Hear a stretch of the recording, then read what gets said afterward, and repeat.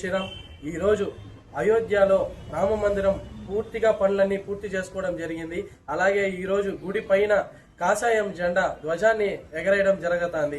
ఆ శుభ సందర్భంగా ఇన్ని 500 సంవత్సరాలు పైగా గుడి కోసం ప్రయత్నించిన, కష్టపడి కృషి చేసిన వాళ్ళందరినీ స్మరించుకుంటూ, అలాగే ఎంతో మంది దానికోసం ప్రాణత్యాగాలు చేసిన వాళ్ళందరినీ కూడా స్మరించుకుంటూ, కలియుగ ప్రత్యక్ష దైవం శ్రీ వెంకటేశ్వర స్వామి పాదాల చెంత తిరుపతిలో రోయా హాస్పిటల్ వద్ద సుమారు 100 మందికి పైగా కూడా ఈరోజు బజరంగ దళ కార్యకర్తలు ఈరోజు అన్నదాన కార్యక్రమం చేయడం జరుగుతుంది.